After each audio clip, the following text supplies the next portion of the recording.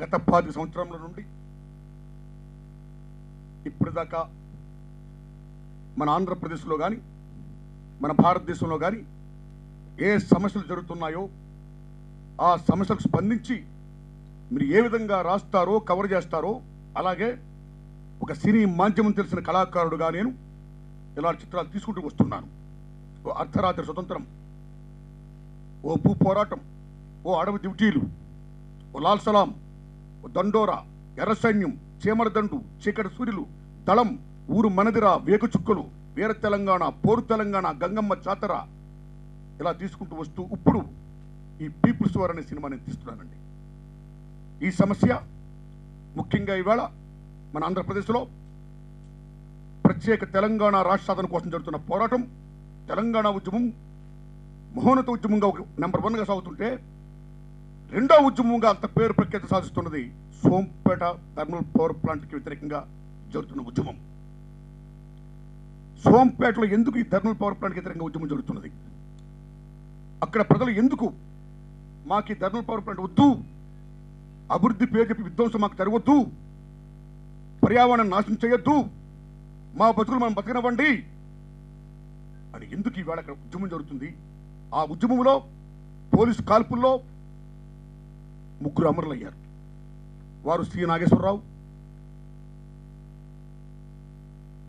ఈ సోంపేట ఉద్యమంలో అమరులైన వారు గొన్నం జోగారావు గారు, కృష్ణారావు గారు, కృష్ణమూర్తి గారులండి.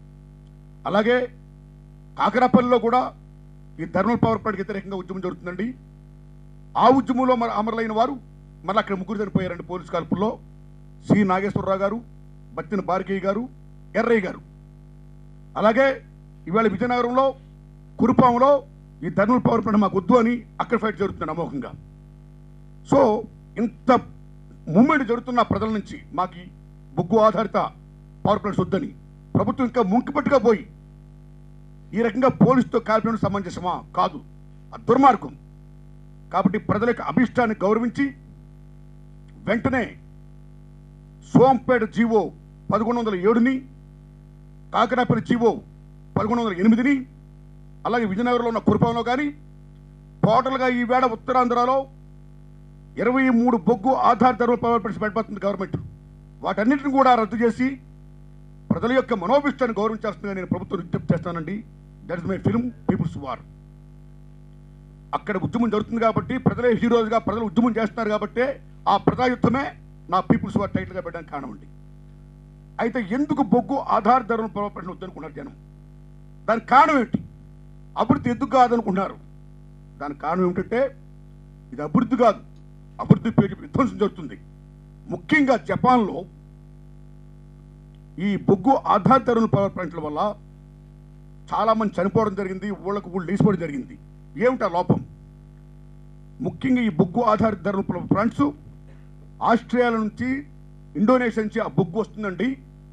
ఆ బొగ్గులో సాంద్రత ఎక్కువ, పాదరసం, సీసం, ఆర్సనిక్, బురాన్ ఈ ఖనిజాల్లో విష పదార్థం ఎక్కువ ఉందండి.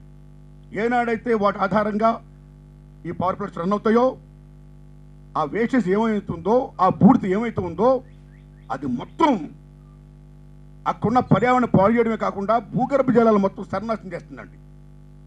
ఈ భూగర్భ జలాలను సర్వనాశనం చేసిన తర్వాత ఆ నీరు తాగే మనుషులు కానీ, పశుపక్షాదులు కానీ, సకల జీవరాశి కూడా కొలాప్స్ అయిపోతుంది. దానికి కారణం ఏంటంటే మినిమిటా అనే వ్యాధి రావడం వల్ల, ఆ మినిమిటా అనే వ్యాధి సోకడం వల్ల చాలామంది చనిపోవడం వల్ల జపాన్లో ఈ బొగ్గు ఆధారిత థర్మల్ పవర్ ప్లాంట్స్ నిషేధించ జరిగిందండి. ఒక జపానే కాదు, ఇన్ యూరోప్ అండ్ అమెరికా మొత్తం విదేశాల్లో ఈ బొగ్గు ఆధారిత థర్మల్ పవర్ ప్లాంట్ నిషేధిస్తే నిషేధింపబడిన అటువంటి బొగ్గు ఆధారిత థర్మల్ పవర్ ప్లాంట్స్ని మన భారతదేశం ఎందుకు పెడుతుంది? నేను తీసిన సందర్భంలో ముఖ్యంగా సోంపేట, బారువా, పలాస పరిసర ప్రాంతాల ప్రజలు కానీ, బొబ్బులి, విజయనగరం పరిసర ప్రాంతాల ప్రజలు కానీ, ఆ పెద్దలు కానీ నాకు ఎంతో సహాయ సహకారాలు అందించారండి. హీరోస్. ఈ సినిమాలో విలన్స్ ఎవరంటే కేంద్ర రాష్ట్ర ప్రభుత్వ ఆర్థిక విధానాలే ఈ సినిమా విలన్ అండి. In the name of development, అభివృద్ధి పేరు చెప్పి వాళ్ళు జరుపుతున్న విధ్వంసమే ఇందులో మెయిన్ విలన్ అండి. ఆ విలన్ వ్యతిరేకంగా ఫైట్ చేసే ఉద్యమకారులే ఇందులో హీరోస్ అండి. ఆ హీరోస్లో ఎవరైతే ప్రాణాలు త్యాగం చేసిన మహానుభావుడు ఉన్నాడో ఆ గున్నం జోగారావు గారి వేషంలో మన శ్రీహరి గారు వేశారండి. నేను శ్రీహరి గారి గురించి చెప్పాలి. నేను విజ్ఞప్తి చేశాను శ్రీహరి గారిని, బ్రదర్ మీరు ఆ వేషం ఇస్తే బాగుంటుంది, మీరు నాకు కోఆపరేట్ చేయాలన్నాను. మీరు ఎప్పుడు పిలిస్తే అప్పుడు వస్తాను అన్నాడు ఆయన. ఒకే బంచి డేట్స్ ఇమ్మన్నాను, ఇచ్చాడు ఆయన. ఆయన వచ్చి సహకరించి షూటింగ్లో పాల్గొనడమే కాదు, వేషం వేయడమే కాదు, అన్నిటినీ మించి అమెరికా ప్రోగ్రాం కూడా ఒక 2 రోజులు పోస్ట్పోన్ చేసుకొని నా డబ్బింగ్ చెప్పి మరీ వెళ్ళాడండి ఆయన. యమహా అని షూటింగ్కి వెళ్ళాడండి ఆయన. సో అంత కోఆపరేట్ చేసిన శ్రీహరి గారికి, అలాగే పోసాని కృష్ణమురళి గారు, ఆయన సినిమాలకి ఆయనే హీరో. అలాంటిది నేను విజ్ఞప్తి చేస్తా, మిత్రమా నా సినిమాలో మీరు విలన్ అయ్యాలి, నాకు మీరు యాక్ట్ చేసి పెడతారని అడిగా. అన్న మీరు అడిగిన చేస్తానని అన్నాడు ఆయన. చేశాడు. మహానుభావుడు హీరో వేషం వేసి కూడా నా సినిమాలో విలన్ వేషం వేశాడు. వేయడం మీద బ్రహ్మాండంగా చేశాడు ఆయన.